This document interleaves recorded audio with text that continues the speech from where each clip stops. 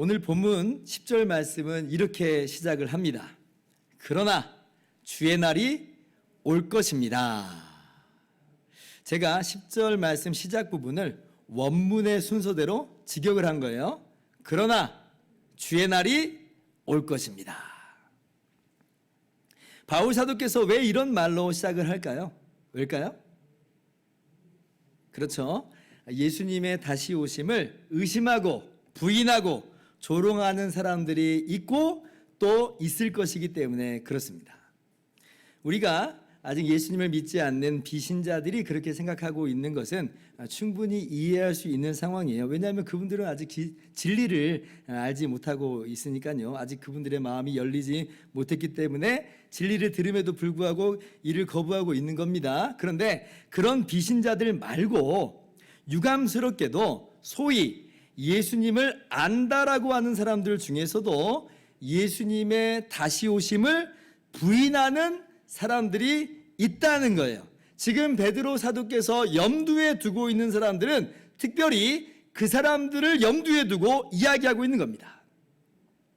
오늘 본문 3장 3절서부터 보면 먼저 이것을 알지니 말세에 조롱하는 자들이 와서 자기의 정욕을 따라 행하며 조롱하여 4절 같이요.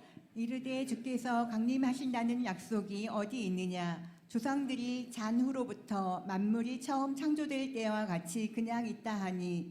자, 말씀 보세요. 말세에 조롱하는 사람들이 일어날 것인데 주의 강림하신다는 약속이 어디 있느냐? 예수님이 다시 오신다라고 하는 그 약속이 어디 있느냐라고 하는 그런 사람들이 생겨날 거라는 거예요. 여러분, 비신자 중에서는 이거 진작부터 이렇게 비웃고 조롱하고 그랬습니다. 그건 전혀 새삼스러운 그런 현상이 아니에요. 그런데 지금 베드로 사도는 이걸 지금 굉장히 새삼스럽게 말하고 있죠. 새삼스럽게 말하고 있다는 건 이건 지금 무슨 의미겠어요? 누구를 의미하는 거겠어요? 비신자들 두고 하는 말이 아니에요. 예수님을 소위 안다라고 하는 그 사람들, 소위 교인이라고 하는 사람들 중에서도 그런 사람들이 생겨날 거다라고 하는 거예요. 지금도 그렇게 미혹한 사람이 있고 또 그리고 그 미혹에 넘어가가지고 예수님이 다시 오심을 부인하고 조롱하는 그런 교인들이 있을 것이다. 아니, 세상에 예수님을 믿는다라고 하면서 아니 그게 정말 그렇게 생각할 사람이 있을 수 있단 말입니까? 라고 아마 여러분들은 그렇게 생각을 할 수 있겠습니다만은, 그런데 기독교 역사를 보면 실제 그런 사람들이 일어났습니다. 대표적으로 근대 시대 때 발흥해서 지금까지도 영향을 미치고 있는 자유주의 신학자들이 대표적으로 그런 사람들 중에 하나예요. 그 자유주의자들의 특징 중에 하나가 뭐냐면 이 사람들은 기적을 믿지 않습니다. 기적을 믿지 않아요. 합리적으로 생각해봐라, 그게 가능하겠느냐라고 지금 묻는 겁니다. 그래서 기적을 뭐라고 이야기하냐면 그거 다 후대에 교회가 색칠을 덧입힌 거야. 그래서 교훈적으로 받아들이고 상징으로 이해하지 그걸 진짜 팩트고 역사로 받아들이면 안 돼 라고 말하는 거예요. 그래서 기적을 걷어내면 그때 진짜 팩트, 역사가 나온다, 역사가 보인다, 그렇게 이야기합니다. 그러니까 이 자유주의 신학자들은 당연히 예수님이 참 하나님의 아들이라는 것도, 동정녀에게서 태어난 것도, 십자가와 부활이라고 하는 이 놀라운 은혜도 역사적으로 믿질 않아요. 받아들이질 않아요. 그러면 예수님의 다시 오심 믿겠어요? 당연히 안 믿죠. 기적을 안 믿는데. 다 상징인 거예요. 다 상징인 거. 그들에게 있어서 뭐만 있냐면 오직 예수님의 사랑과 희생의 가르침, 십자가로 친히 보여주신 위대한 모범, 그것만 있어요. 이것만 진짜 의미가 있다, 이렇게 가르치는 사람이 자유주의 신학자들입니다. 그래서 우리도 다 그렇게 예수님을 본받아 살면서 이 땅에서 사랑의 하나님의 나라를 건설하자, 이게 진짜 재림이다 라고 이야기를 합니다. 어떤 말은 굉장히 뻔드르르 하죠. 그리고 진리의 한 부분으로서 우리가 서로 사랑하면서 살아가야 하는 것은 맞습니다. 그건 맞는 말이에요. 성경적이에요. 자, 그러나 그들의 전체 주장이 성경적이냐? 그렇지 않다는 거예요. 그죠? 지금 오히려 이 사람들은 뭐 어떻게 하고 있는 거예요? 자기들이 이해할 수 있는 범주 내에서만 성경을 받아들이고 있는 거고, 그렇지 않은 부분은 다 내다버리는 거예요. 이를테면 하나님의 말씀인 성경을 자기의 이해 안에서 그렇게 재단을 하고 있는 것입니다. 그러나 오늘 하나님의 말씀, 이 성경이 분명히 우리들에게 교훈하시는 것 보세요. 그러나 주의 날은 올 것입니다. 당신네들이 예수님의 재림을 부인하며 조롱하면서 그렇게 성도들의 마음을 미혹하지만 아닙니다. 주님의 날은 반드시 올 것입니다. 라고 오늘 베드로 사도께서 우리들에게 명확하게 분명하게 말씀해 주시는 거죠. 그리고 믿으시기 바랍니다. 목사님, 저는 그런 자유주의 신학자들의 말에는 절대 흔들리지 않을 거예요. 저는 하나님의 말씀인 성경 위에 견고하게 서겠습니다. 예, 그렇게 하셔야 됩니다. 그렇게 다짐하고 견고하게 서시기를 간절히 바라요. 그런데 요즘에 보니까 조금 더 이게 교묘하게 진행이 되기도 하더라고요. 그래서 주의를 우리가 더 기울일 필요가 있어서 제가 말씀을 더 드리는데, 오늘날 신학자들이나 또 목회자들 중에서 이미 시작된 하나님의 나라를 굉장히 강조하시는 분들이 많습니다. 예수님께서 이렇게 말씀하셨죠. 누가복음 17장 21절 대표적으로 보면, 또 여기 있다 저기 있다고도 못하리니 하나님의 나라는 너희 안에 있느니라. 그러니까 하나님의 나라가 이미 너희에게 임하였다, 이렇게 예수님께서 말씀하셨어요. 그래서 하나님의 나라가 이미 시작된 건 맞습니다.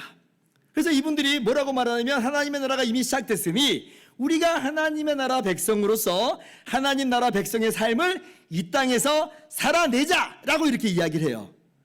여기까지는 너무나 맞는 말이에요. 굉장히 우리가 강조해야 됩니다. 정말로 예수님께서 이 땅에 오셔서 대신 십자가에서 죽으시고 부활하심으로 정말 하나님의 나라가 이미 시작이 됐어요. 이건 진리예요, 진리. 자, 그런데 문제는 뭐냐면, 이건 정말 말 잘해놓고 그 다음에 예수님의 재림과 장차 완성되어 나타나는 하나님의 나라에서는 침묵한다는 게 문제예요. 그건 얘기 안 해요. 얼버무리고 그냥 넘어가 버리고 맙니다. 어떻게 보면 자기 입장을 좀 숨기는 것 같아 보여요. 물론 우리가 속단할 수는 없습니다만은 뭐 기회가 안 돼서 말을 못 하고 있는 걸 수도 있으니까요. 근데 그런 것이 아님에도 불구하고 이미 시작된 하나님의 나라만 강조하고 장차 예수님의 다시 오심과 재림에 대해서는 침묵하는 그런 사람들이 있어요. 왜 그럴까? 혹시 그들 마음 가운데 주님의 다시 오심에 대한 의심이 있는 것은 아닌가? 아니에요. 그러면 안 된다는 거예요. 오늘 성경이 분명하게 말씀하잖아요. 이미 시작된 하나님의 나라예요. 그러나 예수님이 다시 오신다. 그때 하나님의 나라가 완성되어 나타날 것이다.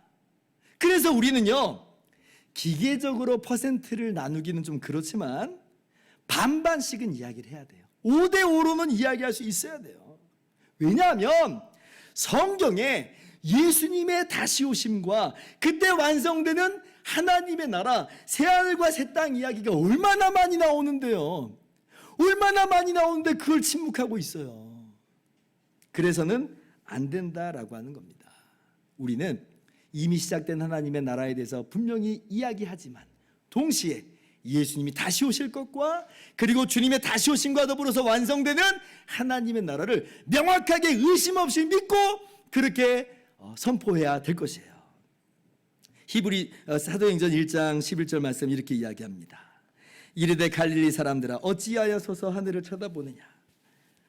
너희 가운데서 하늘로 올려지신 이 예수는 하늘로 가심을 본 그대로 오시리라 하였느니라. 아멘. 예수님께서 부활하신 다음에 승천하셨어요. 그때 이제 제자들이 하늘을 뚫어지게 보면서 어디로 가셨나 그럴 때 천사들이 제자들에게 나타나서 한 말이에요.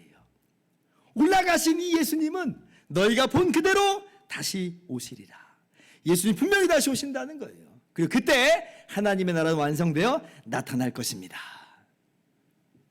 자, 그런데 우리나라에 또 예수님의 재림을, 주님의 날을 다른 각도로 자기 마음대로 해석을 해가지고 사람들을 미혹하는 이단이 있죠. 대표적으로 신천지 이단이 그렇습니다. 신천지가요, 이 사도행전 1장 11절 말씀을 가지고 뭐라고 말하냐면 예수님이 다시 오시는데 예수님이 영으로 다시 오신다 그렇게 이야기해요. 그리고 그 예수님의 영이 누구에게 임했겠어요? 이만희에게 임했어요. 그래서 이만희가 자칭 사도 요한격이고 자칭 보혜사라고 이야기를 합니다. 너무 웃기는 이야기죠. 자, 왜 그러냐면, 왜 이게 진짜 웃긴 이야기냐면 이 사도행전 내용을 보면요, 예수님께서 십자가에서 죽으셨다가 3일 만에 부활하신 그 이유를 말하고 있다 그랬잖아요. 자, 예수님께서 어떻게 부활하셨어요? 그냥 영혼만 그냥 떠도는 거예요? 그런 부활이에요? 아니잖아요. 예수님께서는 영광의 부활체로서 부활의 몸으로 일어난 거예요. 몸이 살아난 거예요. 몸이 썩지 않는 몸으로 다시 부활하신 거예요. 그리고 그 몸 그대로 승천하셨습니다. 예수님이 승천하실 때 이 몸 벗어버리고 영혼만 올라간 게 아니에요. 예수님은 몸과 영혼 아울러 완전한 사람으로서 그렇게 올라가신 거예요. 그렇다면 하늘로 올라가심을 본 그대로 다시 오시리라는 건 어떻게 오신다는 거예요? 영으로 오신다는 거예요? 아니잖아요. 예수님의 다시 오심은 부활의 몸을 입은 그 모습 그대로 그렇게 다시 오시는 거예요. 근데 어떻게 이 말씀을 가지고 영으로 재림하는 것을 이야기하는지 정말 웃기지도 않아요. 그죠? 게다가 보세요. 오늘 본문 베드로후서 3장 10절 보세요. 그러나 주님께서 강림하시는 그 주님의 날이 도둑같이 오리니 그날에는 하늘이 큰 소리로 떠나가고 물질이 뜨거운 물에 풀어지고 땅과 그 중에 있는 모든 일이 드러나리로다. 자, 예수님의 재림과 더불어 그날에 어떤 일이 벌어져요? 하늘이 다 불타 없어질 거예요. 물질이 다 녹아버릴 거예요. 그리고 13절에 새 하늘과 새 땅이 시작되게 됩니다. 그런데 여러분, 신천지는 뭐라고 말해요? 이만희가 영을 받음으로 신천지가, 그러니까 새 하늘과 새 땅이 시작됐다고 하니 이거 정말 너무 웃기지도 않는 거죠. 하늘이 불타는 건 어디 있고 물질이 다 녹는 건 어디 있어요. 그래서 신천지 역시도 다른 각도로 볼 때 예수님의 재림과 주님의 날을 부인하는 미혹하는 이단 집단인 거예요. 다른 자칭 예수라 하는 이단들도 다 마찬가지입니다. 주님의 다시 오심을 부인하는 거예요. 그래서 오늘 말씀은 우리에게 너무나도 중요합니다. 이렇게 미혹함이 많은 이 시대에 그다음 우리가 확고부동하게 붙잡아야 되는 건 뭐냐? 그러나 주의 날은 올 것입니다. 반드시 올 것입니다. 분명히 올 것입니다. 우리가 이 진리를 확고부동하게 붙잡아야 될 것이에요. 그날엔 하늘이 불타 없어질 것이고요. 그날에 새 하늘과 새 땅이 시작될 거예요. 그날은 완성의 날이에요.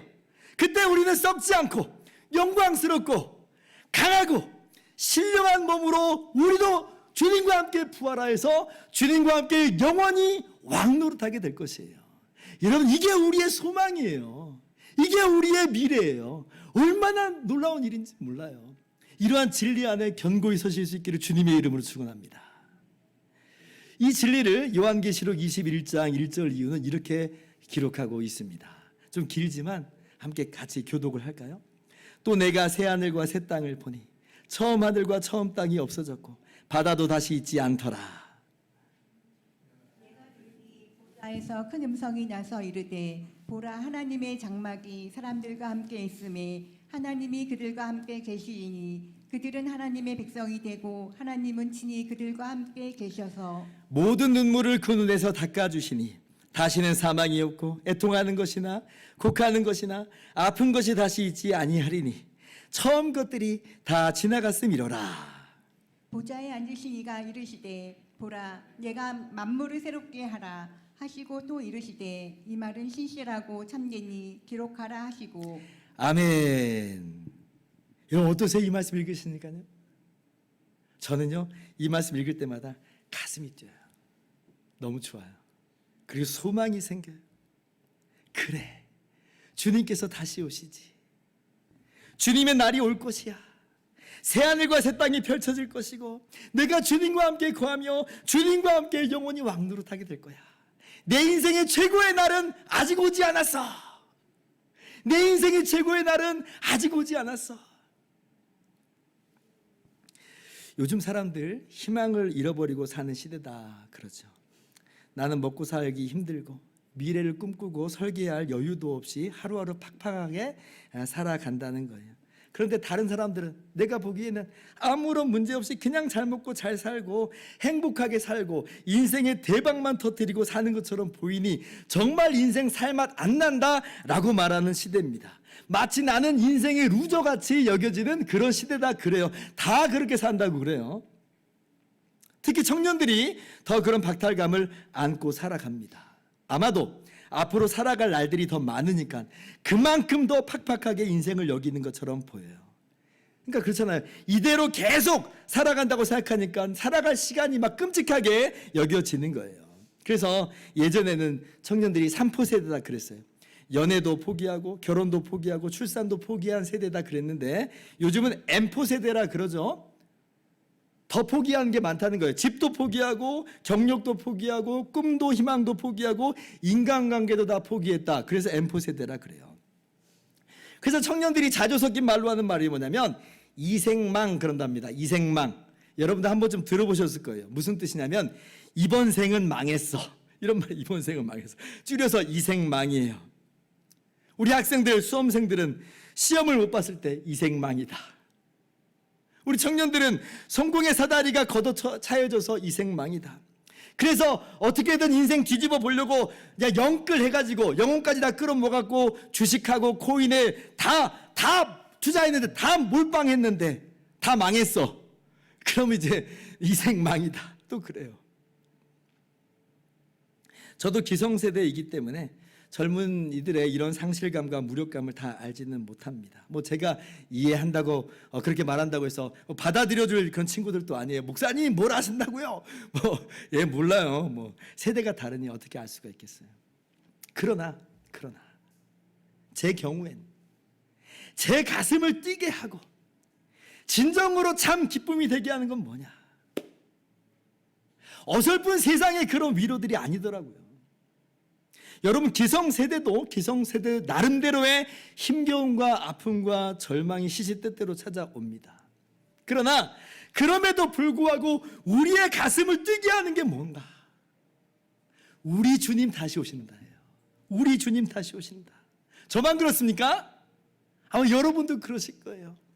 우리 주님 다시 오신다. 이 사실을 기억할 때 우리의 마음이 다시 한번 벅차오르는 거예요. 그래 내 인생의 최고의 날이 남아있지. 문득 베드로후서의 배경과 그리고 베드로후서가 쓰여진 직후의 일들을 떠올려 봤습니다. 베드로후서는요, 베드로 사도가 지금 죽음을 직감하고 쓴 서신이에요. 베드로후서 1장 14절 보면 나도 나의 장막을 벗어날 것이 임박한 줄 알미라 그래요. 곧 죽겠다는 거예요. 아마도. 그래서 베드로후서는 AD 한 65년경에 쓰여진 것으로 그렇게 여겨집니다. 그런데 여러분 이 베드로후서가 쓰여진 직후에 어떤 일이 벌어지냐면 로마의 네로 황제가 당시에 다스리고 있었는데 네로 황제에 의해서 큰 박해가 일어납니다. AD 64년에 수도 로마에 대화재가 발생해요. 9일 동안 불탔고요. 로마의 14개 구역 중에 10개 구역에 화재가 일어납니다. 아마도 네로 황제 자신이 불질른 것으로 그렇게 추측이 되는데, 그런데 당시에 네로 황제가 이걸 누구에게 뒤집어 씌우냐면 기독교인들에게 뒤집어 씌워요. 그래서 화살을 다 기독교인들이 뒤집어 쓰게 하는 거예요. 그래서 로마에서 기독교인들이 이제 잡아다 죽이는데 짐승밥이 되게 하기도 하고 십자가에 못 박아 죽이기도 하고 심지어는 밤에 인간 등불을 만들어서 불태워 죽이기까지 했습니다. 얼마나 끔찍한지 몰라요. 그래서 이때 아마 베드로도 또 바울 사도도 순교당한 것으로 알려져 있는데요. 자, 한번 생각해 보세요.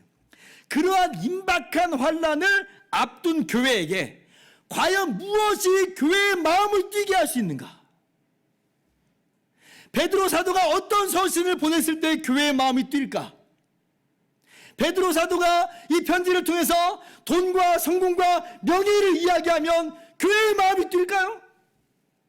아니 그렇게 뛰어봤자 그것이 무슨 의미가 있겠어요? 1년 뒤에 순교가 오는데 1년 뒤에 박해의 시대가 오는데 여전히 돈과 명예와 성공이 그들의 마음을 설레게 할 수 있을까요? 다 불타버리는데. 잠시 설레었던 사람이 있다 할지라도 박해가 환란이 다가왔을 땐 어떻게 여기겠어요? 이거 다 부질없는 것이었어. 그랬을 거예요. 근본적으로 돈이나 명예나 성공이 우리의 가슴을 뛰게 할 수는 없다는 거예요. 이게 베드로후서의 배경입니다. 그러나 그 어떤 상황이든지 간에 예수님 다시 오신다는 약속, 주님의 날이 오시리라는 그 약속, 새하늘과 새 땅의 산 소망은 언제든지 언제고 우리의 가슴을 고동치게 하는 거예요. 아무리 힘들더라도, 아무리 지금 나의 상황이 어렵더라도 주님이 다시 오신다는 약속을 기억하면 우리의 가슴은 뛰는 거죠. 우리가 이러한 마음을 안고 살아갈 수 있기를 바라요.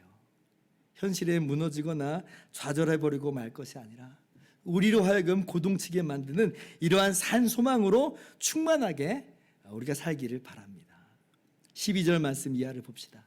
하나님의 날이 임하기를 바라보고 간절히 사모하라. 그날에 하늘이 불에 타서 풀어지고 물질이 뜨거운 물에 녹아지려니와. 13절 같이요. 우리는 그의 약속대로 의가 있는 곳인 새하늘과 새 땅을 바라보도다. 아멘. 우리는 베드로 사도뿐 아니라 온 교회는 새하늘과 새 땅을 바라보도다. 주님 다시 오실 날을, 우리에게 약속된 새하늘과 새 땅을 대망하면서 사시기를 주님의 이름으로 축원합니다. 자, 그러면 이러한 주님의 날이 어떻게 오는가? 자, 주님의 날이 어떻게 온다고 그랬어요? 다시 한번 성경 10절 말씀 보세요. 그러나 주의 날이 도둑같이 오리니. 도둑같이 오리니. 도둑같이 온다는 거예요. 여러분, 도둑이 어떻게 와요? 몇 날 몇 시에 예고하고 찾아옵니까? 그렇지 않죠. 그건 도둑이 아니에요. 어떤 도둑이 그렇게 와요? 예기치 않게 오죠. 예상치 못하게 와요. 그게 도둑입니다. 그런데 무엇이 그렇게 도둑같이 오냐면 예수님께서 다시 오실 때 그렇다는 거예요. 아무도 예기치 못할 때, 아무도 예상치 못할 때 오신다는 겁니다. 그 누구도 그날과 그때와 그 시를 알지를 못해요. 우리가 정말 꼭 기억해야 되는 그런 말씀입니다. 예수님께서 뭐라고 말씀하시냐면 마태복음 24장 36절에 그러나 그날과 그때는 아무도 모르나니 하늘의 천사들도 아들도 모르고 오직 아버지만 아시느니라. 하나님이 완전히 가려놓으셨어요. 아무도 몰라요. 아무도 몰라요. 그래서 혹시나 누가 예수님이 몇 날에 오신다 그렇게 말하면 그 사람 어떤 사람이라고 했어요?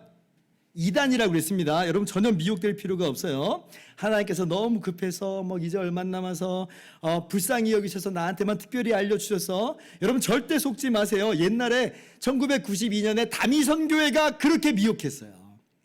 여러분 성경에 하나님의 구원 계시는 완성되고 종결됐습니다. 그 이후에 우리에게 별다른 구원 계시를 주지 않아요. 변하시지 않는다는 거예요. 그러므로 나는 알아 라고 하는 것은 전부 다 이단이다. 여러분 그렇게 분명히 아시기를 바랍니다. 아무튼 그래서 이 세상 모든 사람에게 있어서 예수님의 재림의 날은 마치 도둑같이 온다는 거예요. 도둑같이 깜짝 놀라는 순간에 오세요. 그러나 동시에 성경이 뭐라고 말하냐면 우리 예수님 믿는 사람에게는 마냥 도둑같이 오는 것은 아니라 이렇게 이야기해요. 자, 왜 그럴까요? 왜 우리 예수님 믿는 사람에게는 마냥 도둑같이 오지 않을까요? 그 이유는 우리는 깨어서 기다리고 있기 때문에 그래요. 기다리고 있어요. 만약 우리도 자고 있다가 예수님 맞이하면 우리가 도둑같이 예수님 맞이하게 되는 것이고 아마 주님께서 주님께 책망을 아마 들을 것이에요. 그런데 우리는 그렇게 지내지 않죠. 우리는 깨어서 기다리고 있어요. 그래서 우리에게는 도둑같이 오는 게 아니에요. 데살로니가 전서 5장 1절 이하를 봅시다. 형제들아 때와 시기에 관하여는 너희에게 쓸 것이 없으면 주의 날이 도둑같이 이룰 줄을 너희가 자세히 알기 때문이라. 주님 다시 오시는 날을 다시 한번 이 바울 사도가 이번에 얘기하죠. 근데 도둑같이 온다 그래. 도둑같이 온다. 자, 그런데 4절 말씀 같이 한번 읽어봅시다. 시작. 형제들아 너희는 어둠에 있지 아니하미 그날이 도둑같이 너희에게 임하지 못하리니. 자, 분명히 도둑같이 이르지만 그러나 우리에게는 마냥 도둑같이 임하지 않는단 말이에요. 왜 그래요? 우리는 낮에 속하여 깨어 기다리기 때문이다. 자, 그러면 우리가 오늘날 어떻게 살아가야 된다는 거예요? 주님의 날을 대망하면서 깨어 기다리면서 사는 것이 우리의 마땅한 모습이라는 거예요. 한번 여러분 생각을 하시고 점검해 봤으면 좋겠어요. 나는 과연 주님의 다시 오심을 깨어 기다리고 있는가? 그러면 우리가 구체적으로 어떻게 깨어서 주님의 날을 기다리는 것인가? 어떻게 해야 되는지 구체적으로 2가지만 우리의 삶 속에서 적용하고 마치도록 하겠습니다.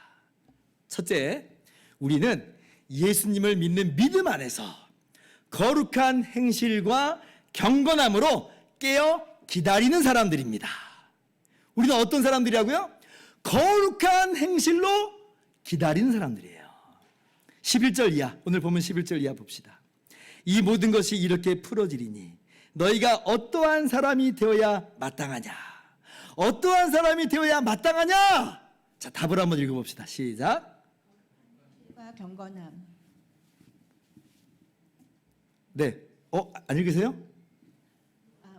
하나님의 거룩한 행실과 경건함으로 하나님의 날이 임하기를 바라보고 간절히 사모하라. 어떻게 기다리라는 거예요? 거룩한 행실과 경건함으로 깨어 기다리라. 이거는요, 이렇게 이해하면 좋을 것 같아요. 마치 신부가 결혼식 날을 준비하는 것과도 같아요. 결혼식 앞두고 우리 예비 신부들, 여성분들 어때요? 가장 최근에 결혼하신 분 어때요? 화장 잘 받으려고 피부 이게 아주 마사지하고 뭐 피부 샵 가서 또 받고 그러죠. 미용 받고 그래요. 드레스 잘 맞으려고 또 뭐 합니까? 다이어트예요. 제가 결혼식 앞두고 절제 못하고 막 먹는 신부 본 적이 없어요.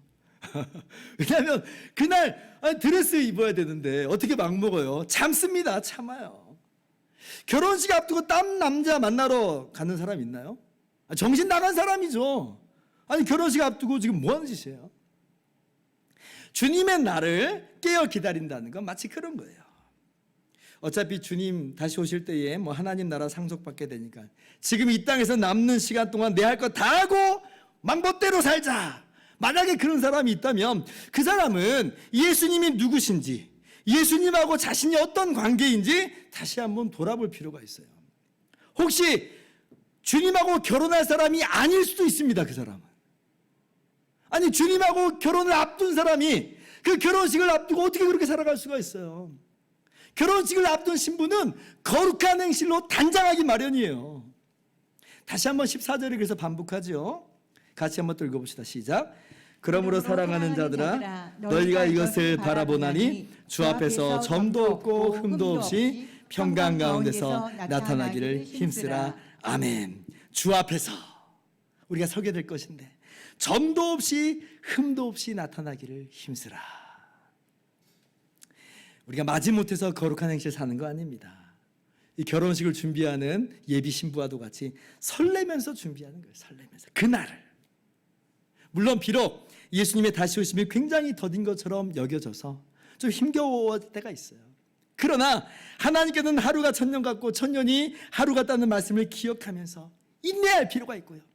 인내하면서 그러나 즐거이 우리 가운데 예비된 약속된 그날을 바라보면서 거룩한 행실로 단장하는 거죠.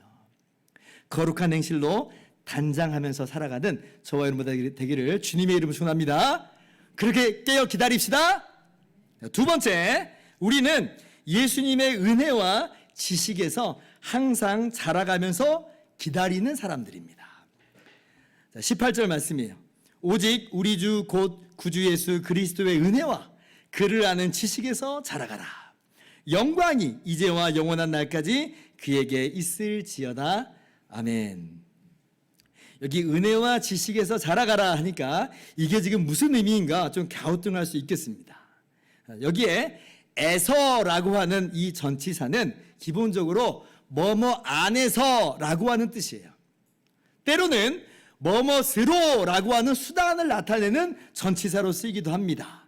그래서 기본적인 뜻인 뭐뭐 안에서라고 하는 뜻으로 대입해 보면 주님의 은혜와 주님을 아는 지식 안에서 자라가라 이 말이고요. 뭐뭐스로라고 하는 뜻으로 보면 주님의 은혜와 주님을 아는 지식으로 자라가라 이런 뜻이에요. 근데 뭐 어느 쪽으로 쓰였든지 간에 큰 틀로 보면 동일한 의미죠. 은혜와 지식이 밑바탕이 되는 그런 신앙생활을 의미하는 거예요. 즉 우리가 자라기 위해선 은혜와 지식이 기본 바탕이 돼야 되는 거죠. 은혜와 지식 안에서 은혜와 지식으로 자라가라. 이것이 우리가 깨어 기다리는 우리의 마땅한 자세라고 하는 거예요. 그러므로 우리가 어떻게 살아가야 되는가? 주님의 은혜가 우리 가운데 더욱더 풍성해지기를 기대하고 주님을 아는 지식이 더욱더 깊어지기를 기대하면서 그렇게 살아가는 겁니다. 한마디로 은혜와 지식이 자라가야 우리가 성장해요. 그렇게 우리는 깨어서 기다리는 거예요. 그러면 어떻게 은혜가 자라고 어떻게 주님을 아는 인격적 지식이 자라겠어요? 주님을 만나야죠. 주님을 만나면 은혜가 더욱더 풍성하게 넘치고 주님을 만나면 만날수록 주님을 더 깊이 알게 됩니다. 그러면 어디서 우리가 주님을 만나게 돼요? 그렇죠. 하나님의 말씀인 성경에서 우리가 우리 주 예수 그리스도를 만나는 거예요. 성경에서 주님 만날 때 은혜가 우리 가운데 더욱더 충만하게 자라게 되고 우리가 성경에서 주님을 만날 때 주님을 아는 지식이 더욱더 깊어지는 거예요. 그렇게 우리의 신앙이 자라가면서 그렇게 예수님 다시 오심을 대망하면서 살라라고 하는 거죠. 주님 다시 오실 때까지 그럼 우리가 무엇을 해야 되겠는가? 하나님의 말씀인 성경을 읽고 듣고 묵상하기를 힘써야 됩니다. 그렇게 해서 날마다 주님을 만나는 거예요. 그럴 때에 우리가 오늘날도 여기저기 도처에 있는 거짓 선생들의 여러 미혹을 떨칠 수 있고 무엇보다도 그렇게 성경을 통해서 예수님을 만날 때에 우리의 신앙이 깊어져요. 우리의 신앙이 깊어져요. 더욱더 주님을 닮게 돼요. 물론 성경 읽는다고 기계적으로 자판기처럼 그렇게 되는 건 아니지만 성령 하나님께서 역사하시는 방식이 그래요. 성령 하나님께서 말씀을 통해서 역사하시거든요. 그러므로 우리가 말씀을 힘써 읽고 듣고 묵상하기를 바랍니다. 우리 교회에서 하는 큐티와 또 그리고 항상 시마다 때마다 진행되는 성경 공부에 관심을 갖고 또 그렇게 적극적으로 참여하고 또 설교 시간에 귀를 기울이고 또 개인적으로 성경 읽으면서 그렇게 은혜와 주님을 아는 지식에서 자라가기를 그렇게 주님을 깨어서 기다리는 저와 여러분 다 되기를 주님의 이름으로 축원합니다. 이제 말씀을 마칩니다. 오늘 베드로 사도는 우리들에게 분명하게 교훈하여 주세요. 주의 날이 올 것이다. 주님 다시 오실 것이다. 그렇게 해서 이 세상에 몰두되어 있는 우리의 시선을 들어서 하나님 나라를 바라보게 해요. 장차 오는 주님의 임재와 하나님의 영광의 나라를 바라보게 하죠. 혹시 우리의 시선이 나도 모르게 세상으로 향하고 있었다면 오늘 주님의 말씀을 보면서 주님의 다시 오심을 대망하면서 살아갈 수 있기를 바랍니다. 그리고 깨어 기다리는데 어떻게 깨어 기다려요? 거룩한 행실로 깨어 기다리시고 은혜와 주님을 아는 지식으로 그렇게 깨어 기다리는 저와 여러분 모두 되기를 주님의 이름으로 축원합니다.